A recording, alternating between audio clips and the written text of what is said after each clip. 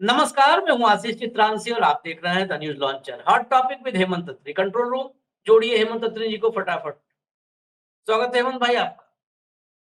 अब तक आप लोग जितने लोग, आज हम मोदी जी की तारीफ, पहले बात बता दे रहे हैं पहले ही की तारीफ करेंगे, सलूट करेंगे, थैंक यू बोलेंगे।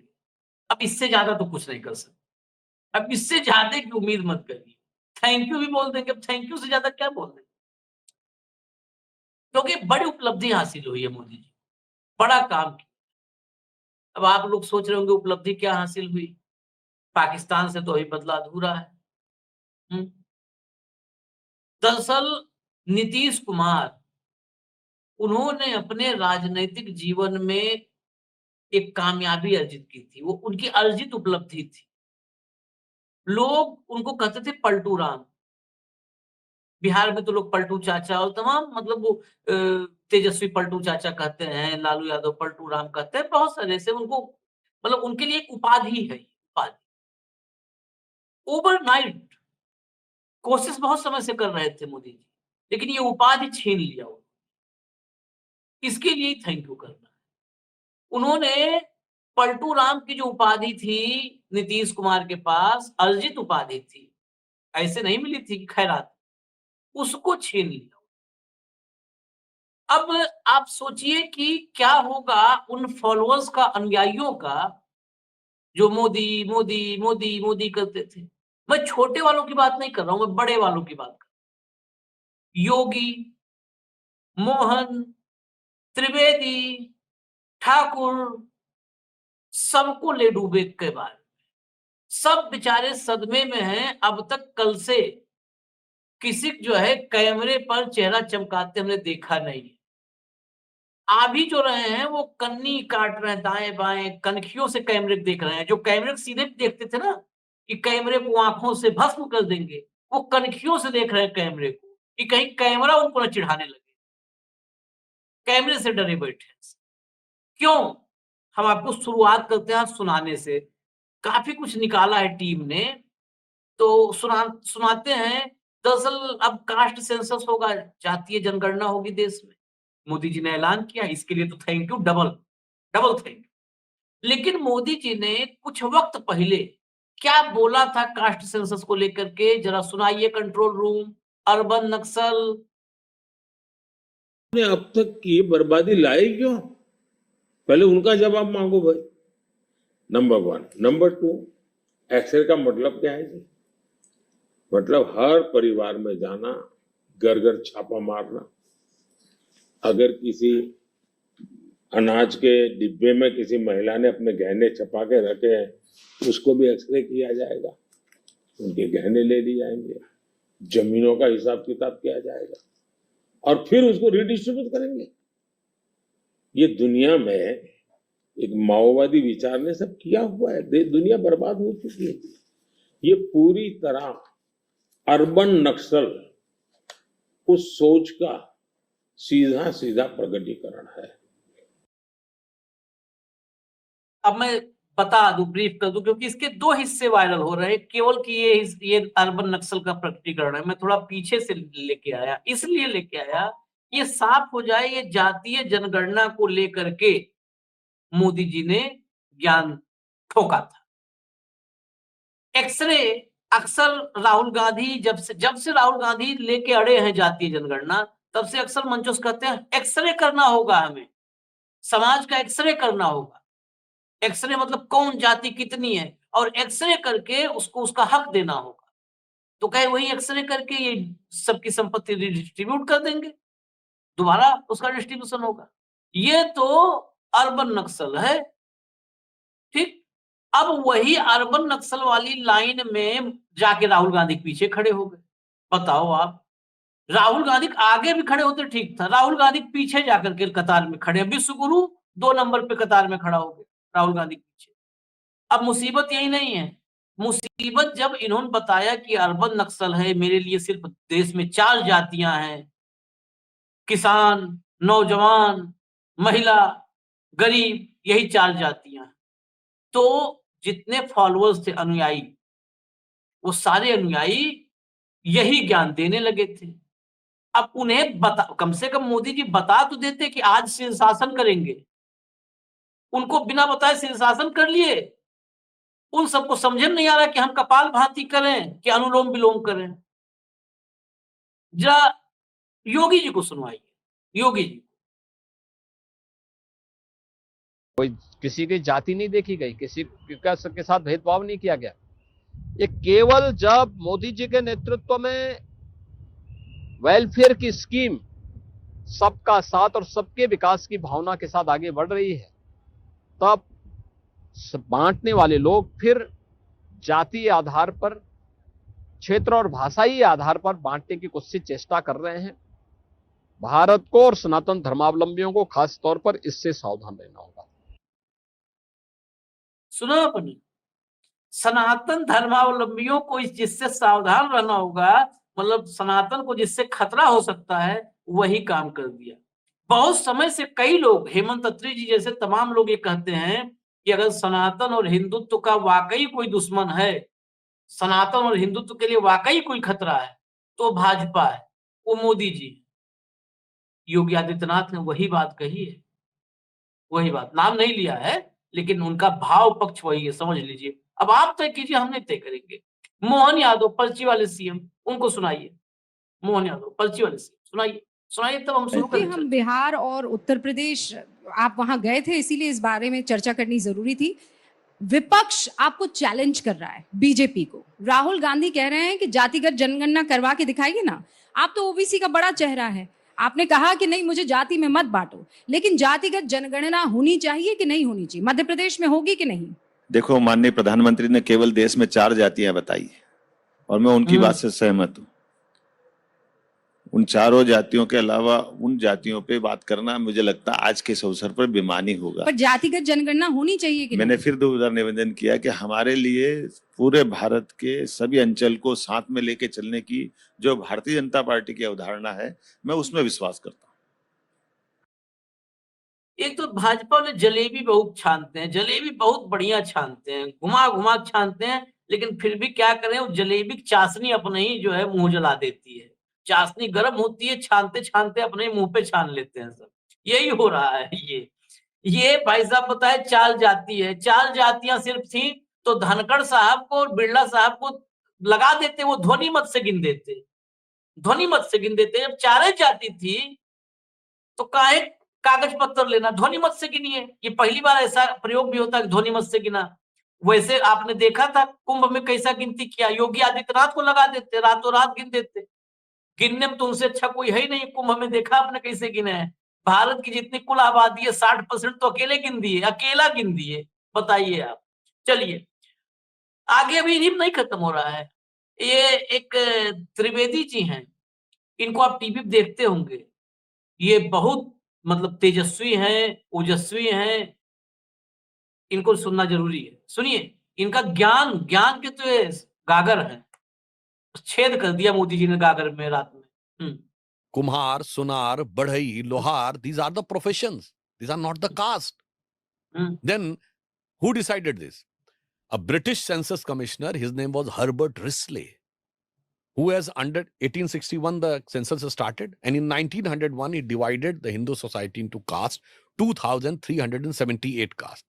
Then keep on increasing castes. In 1931, the last census, caste census done by Britishers, is having 4,114 castes. Now it is, during time of Mandal, it was considered 5,000 caste. Now it is more than 6,000 caste.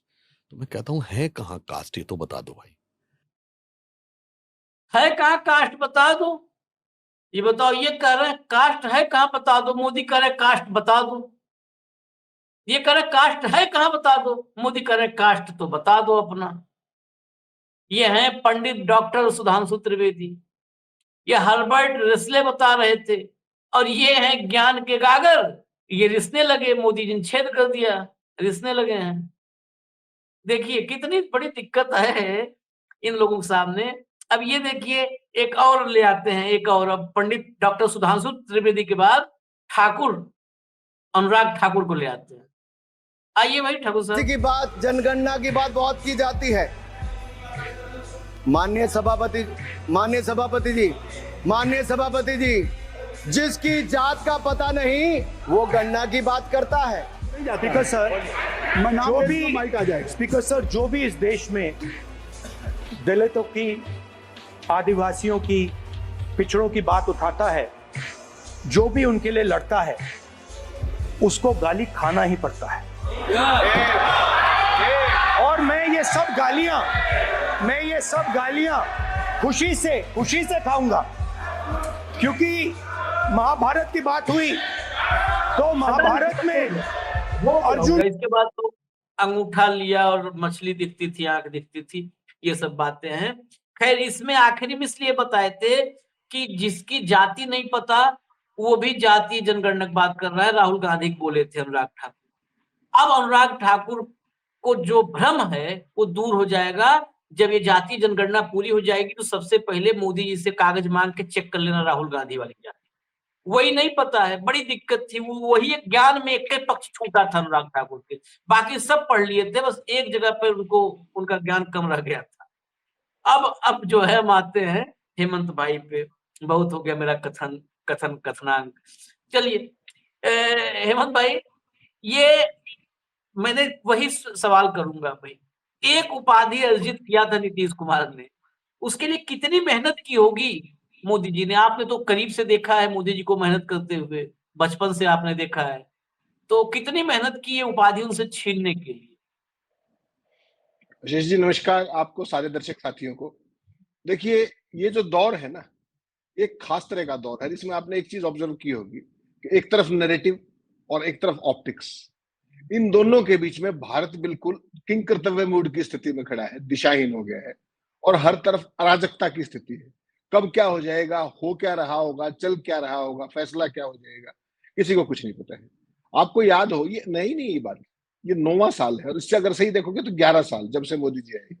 आपको याद है 2016 में भी ऐसे युद्ध का एक अनुमाद बनाया गया था, उन्माद पूरे का पूरा बनाया गया था, और उसके बाद अचानक क्या हुआ था, नोटबंदी लागू हो गई थी। युद्ध का अनुमाद और लागू क्या हुआ, नोटबंदी। देश सारे युद्ध याद को छोड़ करके अपने बैंकों के सामने लाइनों में खड़े हो गए। देखे, याद होगा ना आपको। अब सारा देश एक तरीके से आतंकवाद के खिलाफ एकजुट हो रहा था कि भाई इस बार इनका आर्या पार कर देंगे। कश्मीर से लेकर कन्याकुमारी तक जिस तरह के स्वर आपने सुने, हर जगह पर यह था कि भाई बहुत हो गया, दिस इज अनफ। उसके बाद मोदी जी जाति जनगणना ले आए। ये भी पहला नया नहीं। मोदी जी सिलेबस बदलने के बीच भंवर में उसके बहुत अनडिस्प्यूटेड चैंपियन है। और अगर सही मायने में अगर आप इसकी डिग्री करोगे ना, आप ये पलटू राम को छोड़ करके मोदी जी की उपलब्धि को छोटा मत कीजिए। Modi ji champion of champions, champion of champions. और पलटू राम तो बेचारे ने अपना छोटे मोटे 5-7 किए थे। मोदी जी के अगर मैं गिनवाऊंगा तो शाम हो जाएगी, गिनवाऊं भी क्या, थोड़े बहुत गिनवाई दूंगा ताकि दर्शकों को समझ रहेगी थोड़ी सी क्या है। और ये जो सिलेबस बीच में बदल दिया है, ये पहली बार नहीं। आपको ध्यान होगा जब चीन की गलवान वाली जो घटना हुई थी, उसके बाद पूरी सरकार चुप्पी साध के बैठ गई थी, चू भी नहीं किया किसी ने। और क्या कहा ऑल पार्टी मीटिंग में, ना कोई आया है ना कोई गुस्सा है, ध्यान होगा। उसके बाद जब पूरे देश में टैरिफ टैरिफ टैरिफ, ट्रंप ने जिस तरीके से पूरी दुनिया में प्रलय मचा रखी थी, उस समय आपने क्या किया? मोदी जी, आपको याद होगा 30 मार्च को नागपुर गए, बड़ी चर्चा की आपने, ये हो जाएगा रिटायरमेंट फलाना ये, और वहां से लाए क्या, वक्फ बिल। जैसे ही वक्फ बिल आया, टैरिफ की बात छुट्टी होगी, यही हुआ ना। अब आतंकवाद वाली जो बात हुई, वक्फ के आप देखिए नैरेटिव, रात को 12 बजे लोकसभा में, 2 बजे राज्यसभा में पास हुआ। उसके बाद कोर्ट में गया, कोर्ट में जाते ही उपराष्ट्रपति से लेकर के निशिकांत से लेकर के सारे सीजीआई के पीछे, जुडिशरी के पीछे। उसका रास्ता कहां से निकला? उसका रास्ता निकला पहलगाम से। पहलगाम में क्या रास्ता निकला कि भाई इस बार पाकिस्तान से आर्या पार कर देंगे। यही सब चल रहा था। मोदी जी ने परसों, आपको ध्यान होगा, मैंने आपने एक स्पेशल शो भी किया था कि भाई किस तरीके से तीनों आर्मी चीफ, एनएसए, अपना रक्षा मंत्री सारे बैठे हैं। तो वहां ये था कि भाई तैयारी होगी, ये होगा। 24 सेकंड की वीडियो भी दिखाई थी। और ऑल ऑफ ए सडन उसके बाद श्रीमान मोहन भागवत पहली बार मोदी जी के घर गए, पहली बार प्रधानमंत्री के आवास पर। और उसमें से क्या निकला पिटारे में से? उसमें से निकला जाति जनगणना। यही हुआ। जाति जनगणना में आपने इन सारे विद्वानों के दिखा दिए, इनमें आप एक को मिस करके, जो इनके सबसे प्रचंड विद्वान है, अमित मालवीय को भूल गए। अमित मालवीय के मैंने ट्वीट्स की पूरी सीरीज दी है आपको, वो भी दिखा दीजिएगा दर्शकों किसी समय। पूरी की पूरी सीरीज है कि उन्होंने कितना, देखिए ज्ञान। Caste census can potentially unsettle existing social order. Society will be driven by proposed benefits rather than merit and hard work. ये 4 जुलाई 2010 का है। उसके बाद तमाम उनकी पूरी की पूरी सीरीज है, including caste in census is politically expedient, does not serve need of future, only serves sectional interest and prejudice of the past. ये पूरे का पूरा उन्होंने ज्ञान दे रखा है, लंबा चौड़ा चलता रहेगा, इतना उसको पढ़ने के समय खराब करने की जरूरत नहीं होनी चाहिए अपने को। तो अब बेसिकली क्या है इसमें, अगर फाइनल अगर आप नेल पे आएंगे तो मोदी जी की एक प्रख्यात स्टेटमेंट है अगर आपको ध्यान हो तो, और वो ये थी कि जाति जनगणना की मांग करने वाले लोगों को बांटने का पाप कर रहे हैं। तो जैसे आपने कहा, उनकी प्रशंसा करते हुए मैं उनसे पूछ रहा हूँ, हे प्रभु आप भी फिर इस पाप में क्यों भागीदारी बन गए, आपको क्या जरूरत पड़ी थी? तो बेसिकली सवाल ये नहीं है कि ये क्या हो रहा है, सवाल ये कि ये क्यों हो रहा है। अभी तक तो क्या प्रचार कर रहे थे कि मोदी जी धर्म नहीं जाति पूछेंगे। इतना बड़ा यूटर्न तो आज तक आपने कहीं देखा ही नहीं होगा। कहीं पर भी आप चल रहे हो एकदम ऐसा यूटर्न, ब्लाइंड टर्न नहीं आता है। बेचारे जो कट्टर सनातनी थे, योगी जी जैसे और तमाम, योगी जी ने जो कल ट्वीट किया वो देखिएगा आप हैरान रह जाएंगे। ऐसा ज्ञान दिया है कि ये तो अगर ना होता तो गड़बड़ी हो जाती। ऐसा लंबा चौड़ा ट्वीट लिख डाला कल जो मोदी जी के फैसले के बाद। तो इस सारे के पीछे आपको समझना पड़ेगा कि है क्या बेसिकली। कोई भी डॉगी चैनल जितने भी है, जितना जिसको आप विद मीडिया कहते हो, वो कल से क्या कह रहे हैं, मोदी जी मना करते थे तो भी मास्टर स्ट्रोक था, मोदी जी ने अब इसको लागू कर दिया तो भी मास्टर स्ट्रोक है। और उनका नैरेटिव क्या है कि विपक्ष से मुद्दा छीन लिया। ये गजब है, विपक्ष से मुद्दा छीन लिया। इस सारे में करते हुए वो सारे का सारा ये काम कर रहे हैं। अगर आप इसकी बैकग्राउंड में जाएंगे और इस पूरे खेल को समझेंगे तो ये बेसिकली ना तो कोई मास्टर स्ट्रोक है, ना कोई सर्जिकल स्ट्राइक है, कुछ नहीं है। ये सब लफाजी है, इसके अलावा कुछ नहीं है। हकीकत क्या है कि इस सरकार का इस फैसले के बाद एक चीज आपके सामने साबित होगी कि इनका कोई दीन ईमान नहीं। ये किसी एक संकट से निकलने के लिए किसी भी चीज को अपना सकते हैं, किसी भी बड़ी से बड़ी नीति को, अपने जो घोषित जो भी कार्यक्रम है उनसे एकदम साइड होके कुछ भी कर सकते हैं। ये जातिगत जनगणना वाला मसला वो है, अगर आप इसको ध्यान से देखेंगे तो। आपको पता है इस देश में, आप तो जातिगत जनगणना के प्रधानमंत्री जी ने हाँ भर ली कल मीटिंग में, हाँ होगी। कोई इनसे ये नहीं पूछ रहा कि 2021 की जो जनगणना थी वो अब तक क्यों नहीं हुई, किसी ने पूछा? आज 2025 है और इस साल का भी जो निर्मला ताई ने बजट पेश किया है उसमें भी जनगणना के लिए पैसा पूरा नहीं है। तो मान के चलिए कि अगले साल अप्रैल तक तो नहीं हो, 31 मार्च तक तो नहीं हो रही जाति जनगणना ही नहीं हो रही, तो जाति जनगणना कहां से होगी? That is integral part of that, उसी एक्सरसाइज का हिस्सा है। तो ये बेसिकली किया क्या है आपको ये समझना पड़ेगा।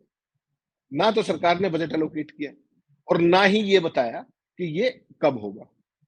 आपको महिला आरक्षण बिल जब उस दिन जब शुरू में आया था, मैंने क्या कहा था आपको, ये पोस्ट डेटेड चेक है और बेसिकली अगर उसको कहो तो अनडेटेड चेक है, उस पर डेट ही नहीं, साइन करके दे दिया मैंने शीत जी को।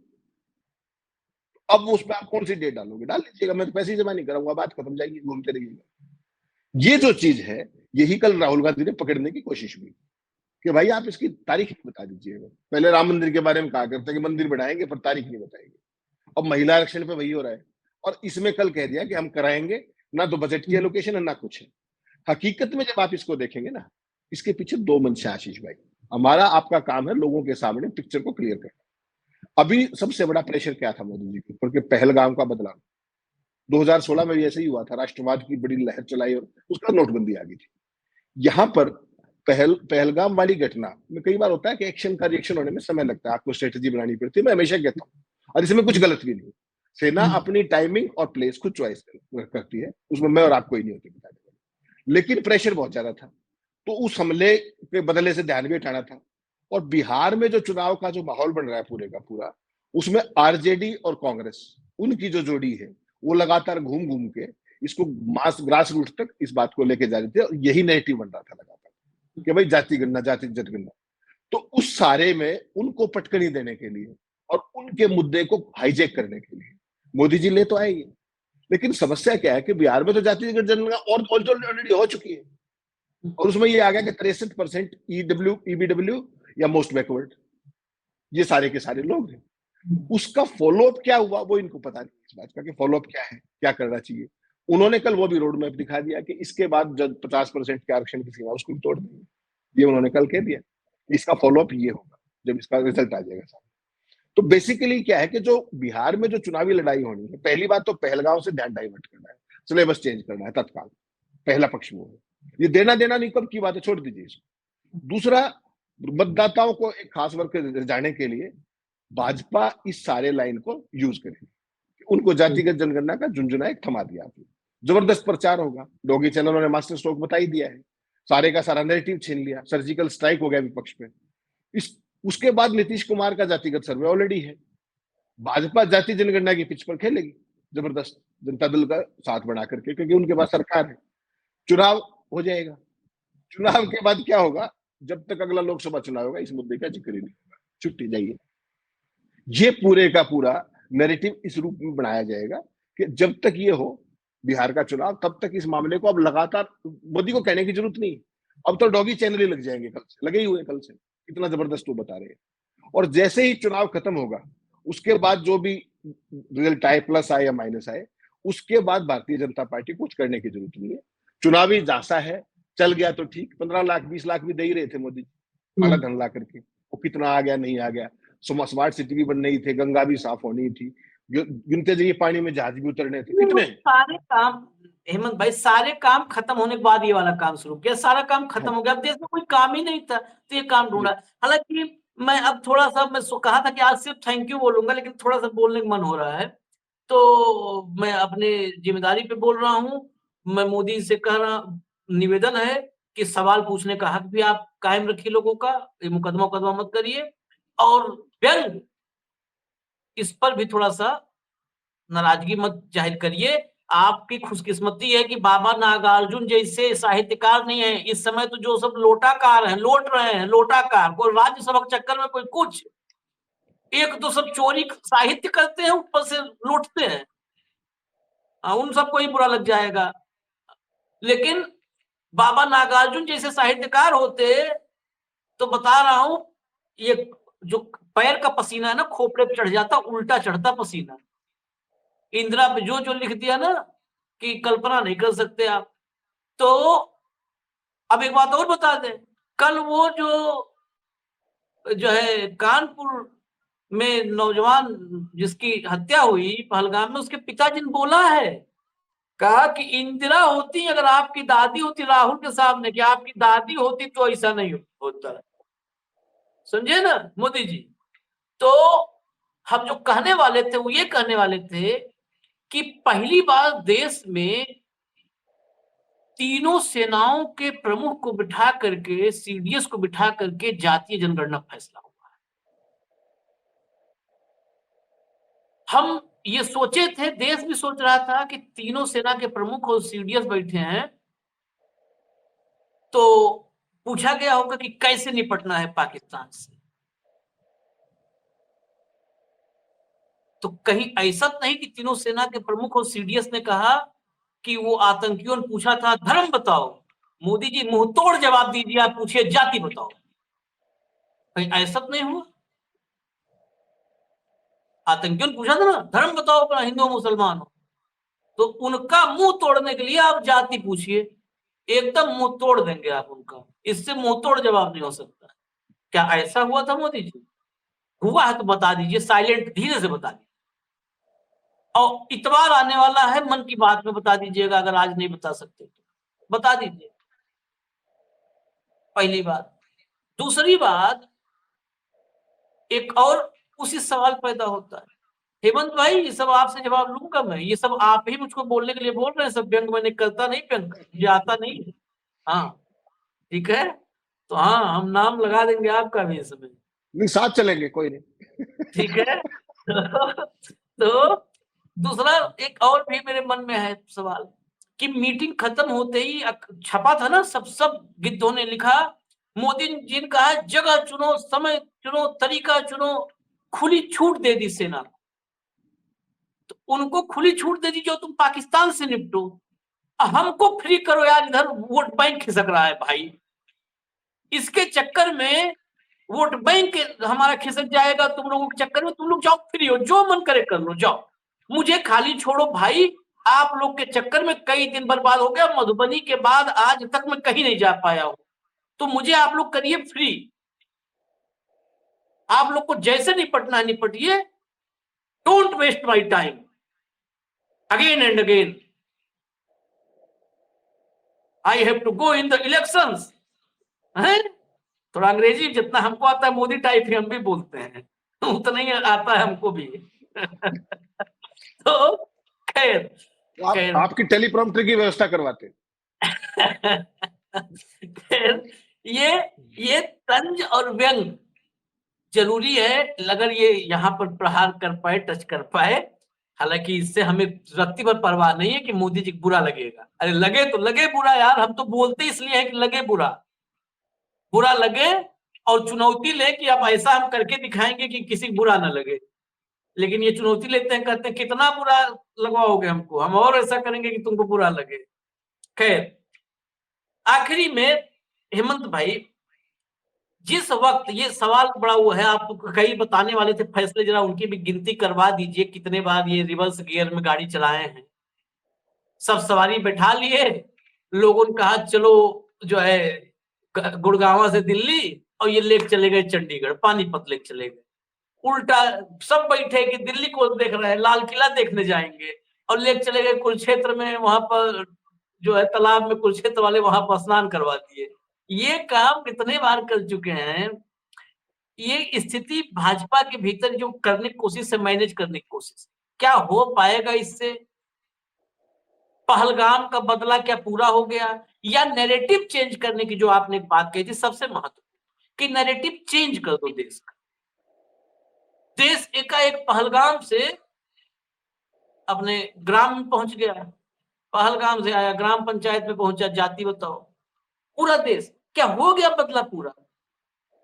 मैं इस टाइमिंग पर इसलिए कर रहा हूं, हम जातीय जनगणना तो मांग करते हैं, उन्होंने ऐलान कर दिया। मैं आज ही कहता हूं कि आज शाम होते होते राहुल गांधी की कुल मांग न माने, खाली इतना हमको बजट वजट भी नहीं बताऊं। बजट भाई उनका काम है, वो कहीं से पैसा लाए करवाओ, कितना बजट लगा क्या, ये बता दें कि जातीय जनगणना किस तारीख तक हो जाएगी, फला तारीख तक कंप्लीट। और दूसरी बात ये बोल दें कि 50% आरक्षण की सीमा ये समाप्त करेंगे। ये दो चीज बोल दें, दो चीज, 1 घंटे का और शो करेंगे हम थैंक यू वाला, दो चीज। ऐसे थोड़ा होता है वो जातीय, वो महिला आरक्षण आपने देखा, अगर आप याद करिए वो समय, तमाम इस देश में कोई महिला नहीं सशक्त हुई सिवाय एंकरानियों के। वो उछल उछल के महिला सशक्तिकरण, मोदी जी ने महिलाओं सशक्तिकरण किया, पता ही नहीं है वो कब होगा भाई साहब, कब होगा। आप तो पीडीसी कहते हैं, पोस्ट डेटेड चेक कहते हैं इसको ना। मैं कहता हूं बच्चों को घर में हमने खेलते हुए देखा है, वो बैंक खेलते हैं, एक नकली बैंक बना लेते हैं। ये उस बैंक का चेक देते हैं जो बैंक है ही नहीं है, अभी है ही नहीं है बैंक। वो हम लोग छोटे छोटे कस्बों में कहते हैं कंगाल बैंक ऑफ इंडिया, वो बच्चे खेलते हैं। तो वैसे ही जो बैंक अस्तित्व में नहीं है उसका चेक दे रहे हैं। ये सब एक्सपोज करना जरूरी है हेमंत भाई, तो हम कहते हैं फाइनली एक्सपोज कर दीजिए, तब शो खत्म करेगा ये काम। अजीत भाई एक चीज तो आप गलत कह रहे हैं कि मोदी जी ये कह करके दिखा दे। मोदी जी कह देंगे फिर क्या करोगे आप? कह तो देंगे ही, वो कह तो बहुत कुछ चुके हैं, वो सवाल करने का है। आप गलत समझ गए, कहलवा तो उनसे कुछ भी लीजिए आप। जो 2013 से लेकर के आज तक जो कहा है उन्होंने, केवल उसको ही पूरा करा दीजिए, हो गया, खेल जम गया मामला, कोई दिक्कत नहीं। सवाल करने का है या कहने का नहीं। कभी जातिगत जनगणना आप कब तक करवा देंगे, आरक्षण कब की सीमा कब तक बढ़ा देंगे या नहीं बढ़ा देंगे, जो भी करने का सवाल। आपने कहा कि यू टर्न, मैंने क्यों कहा उनको चैंपियन ऑफ चैंपियंस है? 2014 से पहले मोदी जी का क्या नैरेटिव था कि उनसे मजबूत, उनसे प्रभावशाली और उनसे कठोर फैसले लेने वाला व्यक्ति आज तक देश में हुआ ही नहीं कभी। 56 इंची का सीना बता करके सारा। मैं आज, क्योंकि उनका 11वां साल है, 11वां साल पूरा नहीं हुआ, तो मैं उनकी 11 ही चीजें बताऊंगा, देश अपने आप समझ ले। हम कोई उस पर मेरिट पे टिप्पणी नहीं करेंगे, कोई भी टिप्पणी नहीं करेंगे। पहला, अगर आपको ध्यान हो, 2000 से पहले से आधार योजना की बात कर, सबसे पहले अब वहां से शुरू करेंगे सीरियल वाइज। 2014 से पहले नरेंद्र मोदी जी क्या कहा करते? पूरी बीजेपी और नरेंद्र मोदी आधार की आलोचना करते थे और गोपनीयता के लिए खतरा और धोखा करार देते थे।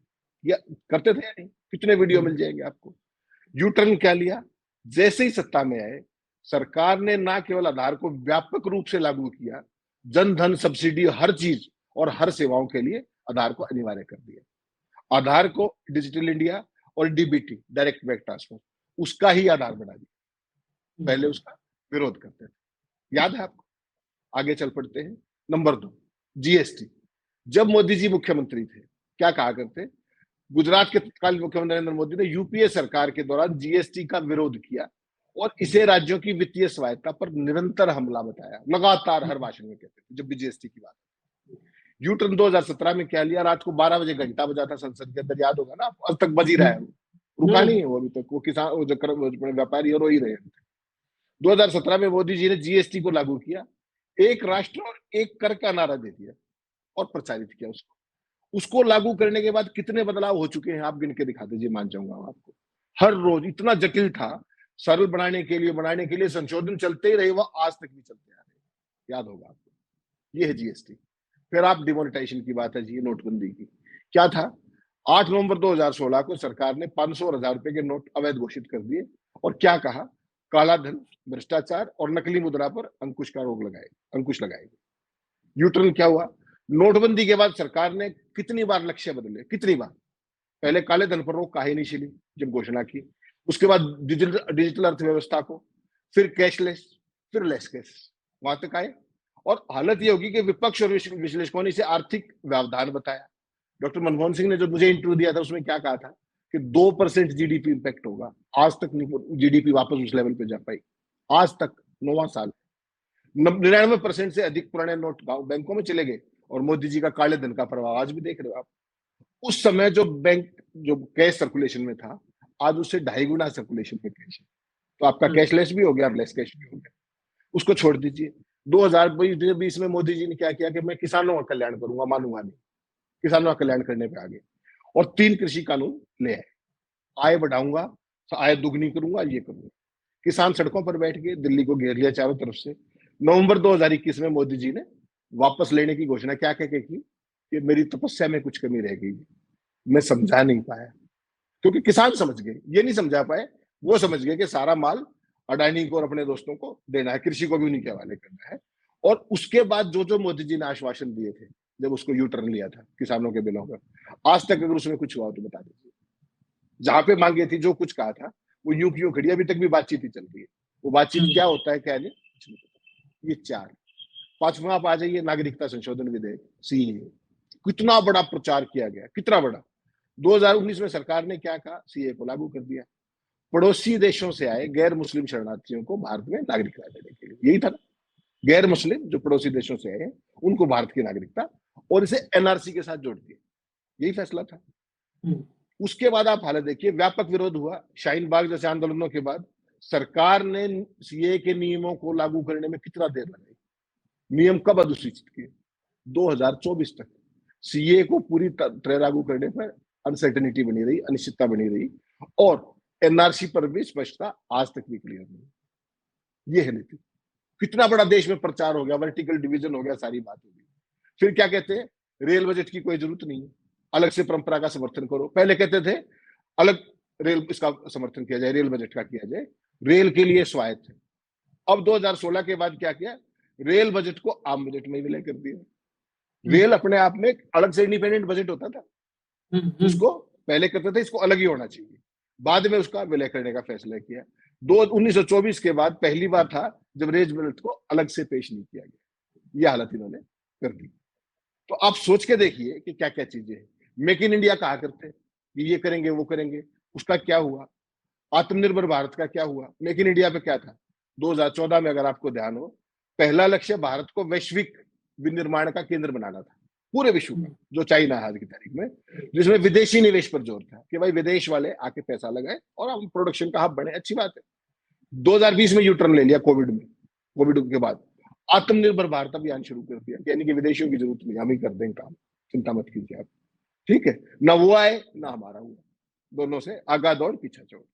फिर नीति आयोग और योजना आयोग को लेकर के क्या किया, जब सरकार में आए क्या कहा कि योजना आयोग पुराना है, इरेलेवेंट है, और इसको समाप्त करने का वादा किया।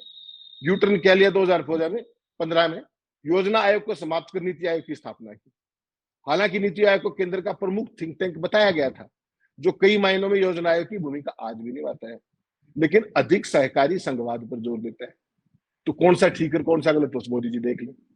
फिर आपको ध्यान होगा, सरकार बनते ही 2014-15 में मित्रों की मदद के लिए, क्योंकि फाइनेंसिंग बहुत हैवी हो रखी थी, भूमि अधिग्रहण अध्यादेश लाए थे। राहुल गांधी बाइक पे बैठकर भट्टा परसों और पता नहीं कहा था, अध्यादेश लाए पहले। फिर उसको कानून ढांचे के लिए जरूरी बताया गया कि देश में इंफ्रास्ट्रक्चर डेवलप होना है तो ये कानून उसकी चाबी है। और उसके बाद जैसे ये सारा हुआ 2015 में इस अध्यादेश को वापस ले लिया गया और नीतिगत हार के तौर पर बहुत बड़ी पहली हार थी मोदी जी की, अगर उस हाथ से देखेंगे। 10वें विदेश नीति में देख लीजिए, ये मैंने आपको मोटे मोटे बताए, अगर खोल के बताओगे तो शाम हो जाएगी। विदेश नीति में क्या था, जब सरकार में आए थे शुरू में पश्चिमी देशों विशेष रूप से अमेरिका के साथ घनिष्ठ संबंधों पर जोर था, पूरा आते ही ये भी अमेरिका वो भी अमेरिका। आज भी अमेरिका का बड़ा जबरदस्त शौक है, ट्रंप कुछ भी कर ले वहां जा खड़े होते व्हाइट हाउस में, इनविटेशन कार्ड मिल जाए इनॉग्रेशन के लिए, इसलिए सारा काम छोड़ देते, रोटी पानी भी छोड़ देते जयशंकर। उसके बाद यू टर्न क्या हुआ, रूस यूक्रेन का युद्ध हुआ, भारत ने तटस्थ अपना लिया कि भाई युद्ध का दौर नहीं है। मोदी जी ने वहां ज्ञान दिया गीता का वहां जाकर कि भाई ये तो युद्ध का दौर ही नहीं है। उससे सारे अमेरिकी नाराज हो गए कि भाई तुम तो रशिया की गोद में जाके बैठे हो। आज हालत ये है कि ना तो उधर के रहे ना इधर के रहे। और जब अब पाकिस्तान से बदला लेने की बात आई तो चीन साथ में, उन्होंने कहा कि हम पाकिस्तान की सोवरेनिटी को रोके बचाएंगे, उसकी सुरक्षा करेंगे। तो 10 वो और 11वां ये जनगणना वाला जो मोदी जी ने अब मास्टर स्ट्रोक मारा है। तो पूरे का पूरा 11, तो मैंने ये 11 साल के मेन बता दिए जो नीतिगत। अगर डेली फ्लिप फ्लॉप देखोगे तो आपको अंत नहीं मिलेगा, इतनी चीजें। तो बेसिकली ये चीज समझनी पड़ेगी कि जो भाई हमारे सनातनी भाई हैं, जो कल से लगे पड़े, उनको समझ में ही नहीं आ रहा क्या करें। जो अमित मालवीय जैसे लोग, जितने ये लोग हैं, मैं तो हैरान था कल शाम को जो उत्तर प्रदेश के मुख्यमंत्री का वो देख करके ट्वीट, इतना लंबा चौड़ा ट्वीट लिखा है। पहले वो क्या कह रहे थे, मैं हैरान हूं। लिखा है अंग्रेजी में, हाँ अंग्रेजी में लिखा है वो, और ऐसा ट्वीट, मतलब मैं हैरान रह गया पता कि करना होगा कौन अफसर लिखा है, अवस्थी जी लिखे हैं या कोई नया लिखा है। हाँ कोई ना कोई लिख गया होगा, चलो वो तो उनके पास एक से एक विद्वानों की फौज, मोदी जी के पास भी उनके पास भी। तो अब देश को ये समझना पड़ेगा कि ये जो नैरेटिव ड्रिवन जो है, पॉलिसी ड्रिवन की बजाय नैरेटिव ड्रिवन, और कोई भी जहां पर बात पे फंस जाओ आप, वहां पे सिलेबस चेंज करके भाग जाओ। ना ये समझ में आया ना वो समझ में आया, ना ऑप्टिक्स बची ना थिएट्रिक्स बची, कुछ नहीं बचा, केवल नैरेटिव। ये नहीं तो ये नहीं तो ये। बेसिकली क्या है कि ऐसा देश के अंदर आपने दिशाहीनता कभी नहीं देखी होगी। सरकार की नीतियों में निरंतरता होती है, और ये सरकार का तीसरा कार्यकाल है। जिन चीजों के संग हार्डकोर खिलाफ बाय प्रिंसिपल, वो सारी चीजें मोदी जी कर रहे हैं। अब योगी जी क्या करेंगे, योगी जी तो कहा करते बटेंगे तो कटेंगे। जाति जनगणना का बड़ा भारी विरोध करते थे, कल उन्होंने समर्थन कर दिया। ऐसे ही तमाम विद्वानों के आपने दिखाए, अनुराग ठाकुर जैसा बलशाली आदमी क्या कह रहे थे, इनको अपनी जाति का ही नहीं पता। राहुल गांधी भी कह रहे थे, लीडर ऑपोजिशन में। तो ये सारे के सारे लोग अब क्या मुंह दिखाएंगे, लेकिन शर्मनिरपेक्षता का भाव जबरदस्त है। सारे शर्मनिरपेक्ष लोग हैं, इनको कोई फर्क नहीं पड़ता कि कल तक क्या कह रहे थे और आज क्या कह रहे हैं और परसों क्या कहना पड़ जाए। क्यों? क्योंकि जैसे महिला आरक्षण पास किया था, आप मेरी बात याद रख के, आज का शो आप रख लीजिएगा कहीं कॉपी के लिए, उसके सेव करके। ये जातिगत जनगणना कभी नहीं कराएंगे। ये वन टाइम फॉर्मूले जो है ना, ये एक टाइम में उड़ाते हैं। बिहार का चुनाव हुआ, फिर आप ढूंढते रह जाएंगे। महिला आरक्षण का जिक्र करते हैं मोदी जी, कहेंगे वो एक वन टाइम यूसेज था, किया, आगे बढ़ गए। मोदी जी आगे बढ़ जाते हैं, भगत वहीं पड़े रहते हैं। तो उनके लिए नया नया सिलेबस देना मोदी जी ने ये है, और ये सरकार को आने वाले समय में बड़ी भारी क्रेडिबिलिटी और फेस लॉस, इन दोनों का सामना करना पड़ेगा अगर इस मामले में गड़बड़ हुई तो। क्योंकि देश बेसिकली जाति ड्रिवन है। इस देश में जाति सच्चाई है, कोई माने या ना माने, मैं और आपके कितने खिलाफ है, उससे कोई फर्क नहीं पड़ता। अरे भाई कैसे सच नहीं होगा। मैं तो कहता हूँ, कई बार लोग कहते हैं, मुझे तो बहुत निजी रूप से भी लोग टारगेट करते हैं कि तुम जो है मतलब सवर्णों के खिलाफ खड़े हो गए, ब्राह्मण के खिलाफ बोल दिए। तो एक आध लिखते तुम कायस्थ नहीं हो, कायस्थ के नाम पर कलंक हो, लिखते हैं कि तुम जो है बताओ कैसे हो। लेकिन कैसे जाति को नकार देंगे, वो कहने से सुधांशु त्रिवेदी के हैं कि राजनाथ सिंह का हाथ थोड़ो है कि जो है भविष्य बताओ कि प्रधानमंत्री बनने के रेखाएं हैं आपके हाथ में। कैसे नकार दोगे भाई साहब? इस देश में पीछे झाड़ू और आगे मटका टांगा गया है दलितों के गर्दन में। कैसे नकार दोगे जाति नहीं है? अरे भाई अगर ये कोई कहता है जाति नहीं है, गले मटका और पीछे झाड़ू टांग करके इस शोषण किया इस देश की 80% आबादी का, और कह दोगे जाति नहीं है। जाति है, और जाति तो ऐसी है कि जाति नहीं है, वो परमानेंट है, टेम्पररी नहीं है। इस देश में जाति इतनी गहरी जाति बैठी गई है कि वो कोशिश कोई कितना भी कर ले, वो जाति नहीं।